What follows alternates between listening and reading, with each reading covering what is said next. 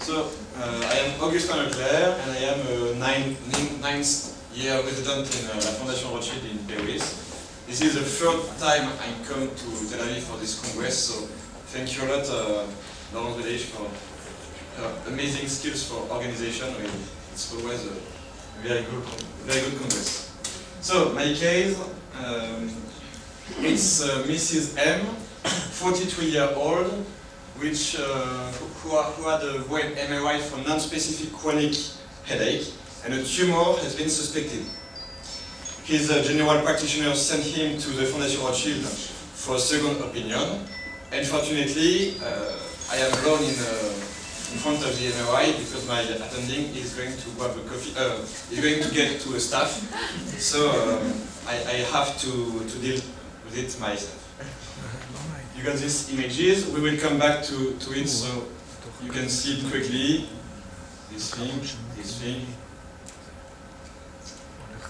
Okay. Here.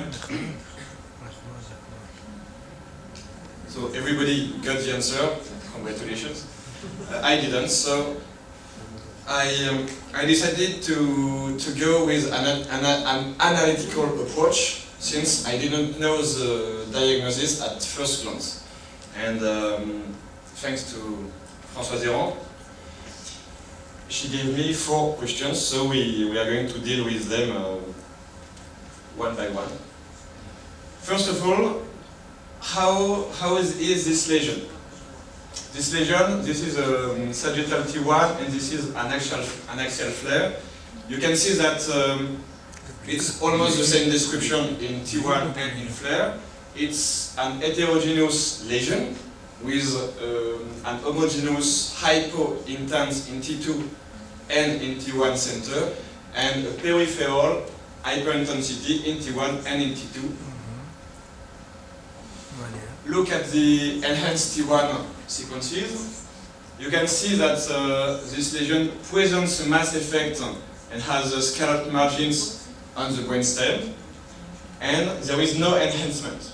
We didn't have the exact slice in axial T1 without injection, but we can see that there is probably no enhancement.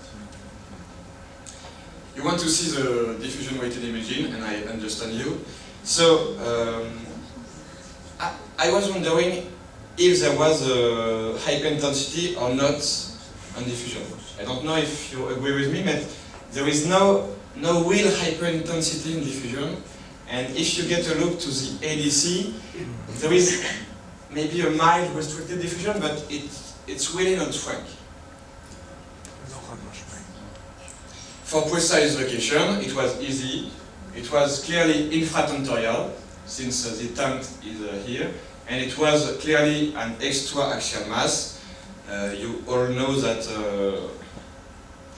both temporal lobes and brainstem were pushed out by the lesion, and that we can see a little vessel here, which is also pushed by the lesion, so it's clearly an extra-axial lesion. It was in the right Cerebellopontine system, and maybe it goes through the quadrigeminal systems. So, okay. Possible diagnosis. Does somebody have an idea? There was a lady answering a lot. She left for the beach. She went to the beach. She went to the beach. So, if we start from the nature of lesion, we can see that there is a small area, a peripheral area, in both hyper T1 and hyper T2. There is a small amount of tisular lesion in hyper T1 and hyper T2. This is almost always that, fat, blood, proteins. So we can check for that. And secondly, the localization was in pontocerebellar system. I don't know if you all use the gamut, but it can be very useful. If you have it in a PDF form, it's even better, because you just have to go to Control F or Apple F, and you go directly to your diagnosis. So it's good, and it impresses the clinician just near you. So you get this diagnosis differential for cerebellopontine angle mass on CT or MRI. There are really too many diagnoses, so it's really not the good solution. Maybe you can exclude at first glance all lesions who enhance, which is not the case for us. So you can you have epidermoid, maybe you have arachnoid cyst, lipoma, Langerhans, no. Or maybe you can go directly to the good differential diagnosis, and in the gamut you got this. Mass in the cerebellopontine angle system, non-enhancing, it's exactly what we got. 3 diagnoses, it's better for me, I am not very skilled, but 2 diagnoses, I have 1/3 chance to get the good answer. And maybe in doing that, my attending will come back. Arachnoid cysts, both. It's heterogeneous. Flare doesn't completely not signal. It's really not the typical aspect of an arachnoid cyst. I won't keep that. Lipoma, no, we saw one this morning. It's really homogeneous. It's hyper T1, hyper T2. It doesn't enhance. It's not a lipoma. We got dermoid cyst and epidermoid cyst. A real epidermoid cyst, you know that there is a frank restriction of diffusion. You can do the difference between an arachnoid cyst and an epidermoid cyst with diffusion, because arachnoid cyst is liquid without restriction of diffusion, and epidermoid cyst presents a restriction of diffusion.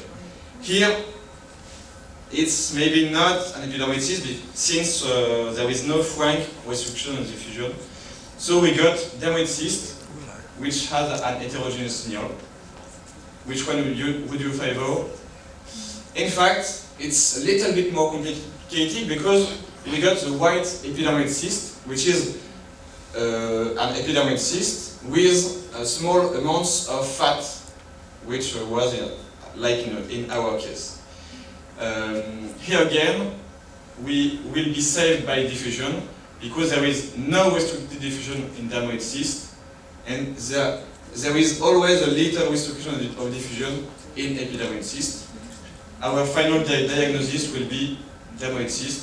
I hope it's a good answer because she's my head of service.